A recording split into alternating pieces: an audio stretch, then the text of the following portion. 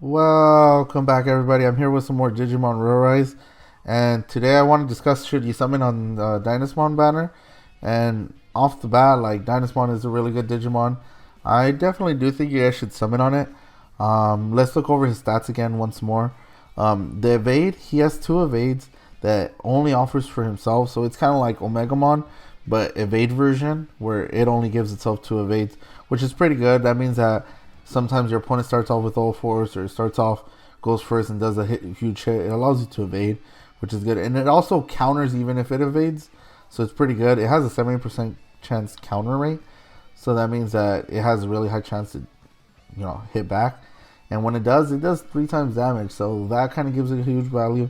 Not only that, if it hits back and it hits back in Omegamon, it clears off one of the limits, so it also works vice versa against Dynasmon. So there's that. His main skill is attacks three enemies, which is very healthy range. He decreases your opponent's block, which is not a big deal, but increases his own attack by 40, which makes it a big deal because 40% increase in attack times the three times damage when countering, like that's huge. Its sub skill I kind of like, but I don't like that it's single target. It's single target, which means it's gonna hit hard. However, it also does power resistance, increases your power resistance, which is great because it allows you to low-key counter Brave slash power meta. And that's great because it leaves way for like a different type of team composition. I think we're heading towards a calm slash tech like team oriented meta, and that'll be good, kind of good. However, it doesn't mean that Brave Digimons are going to be bad or Power Digimons are going to be bad. It just means that now we might have two different types of teams. You can even mix the two, and we're probably going to see a mixture of the two mostly. It's easy to just compile all your strongest Digimons together. But definitely a good Digimon to have. I really recommend summoning for it. However, also with it came alphamon, and alphamon's pretty good too. Especially during Brave Week, he does pretty good. He nullifies statuses for all allies only one turn, which is not a big deal because a lot of Digimons have it. But he was one of like the first to like really have it.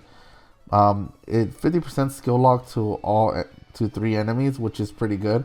It increases his power and increases power and sub skill. It's also single use, so his sub skill is not that big of a deal. However, it does do heavier damage than like Dynasmon in that sense. Maybe then it's a maybe, but it increases power up to 75%, both main and sub skill. So that's its cap. But the skill lock is pretty good. What makes him really good is his main skill. He also comes with two types of two block plugins. I'm not sure if you could get the second set it right now. It wasn't a pack, but he does have block in his unique plugin, and he does have speed. Because this guy's speed sucks. I think it's like super slow, but nonetheless, like it's a good Digimon to have. Even right now in this devoted week, I'm using him, and he's working wonders. Like yeah, he still locks on Omegamon. It's done. Another thing, I know that Black War Greymon's kind of like around, but if you have Gallantmon, like Gallantmon really dispels that. Like now, oh no wait, not kind of you have to kind of do it twice, but yeah, it's still skill locks. Not many people are using Black War Greymon right now, so it's a pretty good strategy to do. I know Lilithmon also has a range of 3. I'm very like good. I really like Digimons that could skill lock. It comes in handy against like really strong Digimon that just do so much damage. Like Dynasmon you could skill lock. So unless they have a Black War Greymon on their team. So there's that. Let's hit the summon rates just to kind of see what else is in there. Ebimon sucks, man. I swear. Venom Myotismon, I recently got him too, but yeah, I don't know if he's good. There's so many good Brave Digimon that I can't make room for him. Grand Quagomon's also a good pull. I wouldn't keep pulling to try to get him, but if you guys get him, good. The Death Poopmon, Platinumomon is not so good. Ebimon's not good. Ravemon's alright. Not great, but alright. So yeah, so the main ones is Grand Quagamon, Alphamon, Dynasmon. Should I say that you should keep going for Alphamon? I don't think so.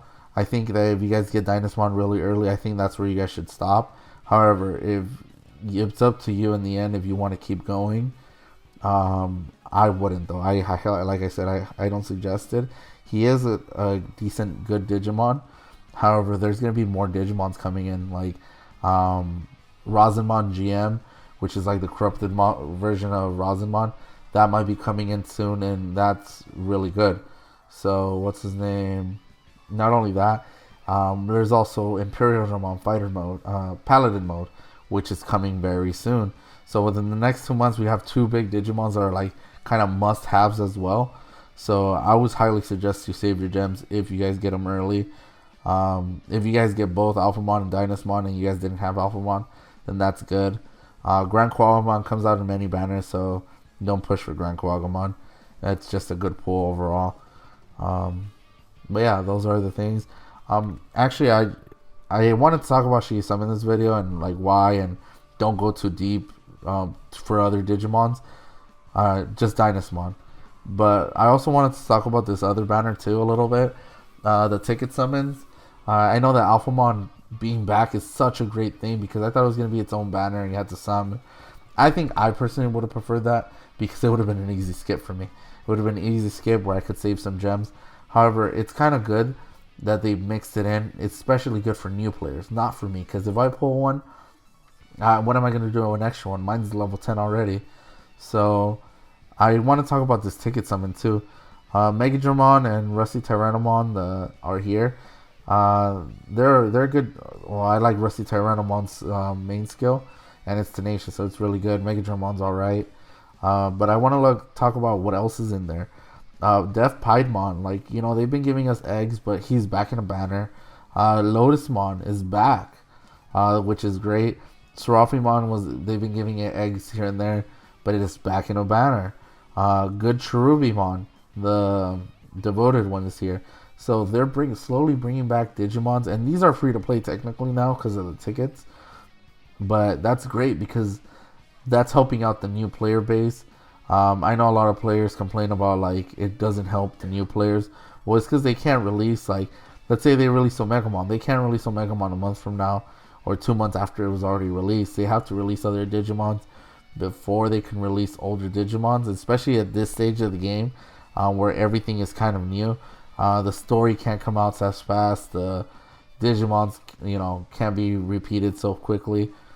But hopefully we're going to start seeing a repeat.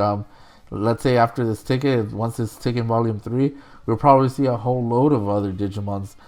Maybe future banners are going to have old Digimons like Alphamon. Maybe the next banner is going to have O-Force. Who knows, you know?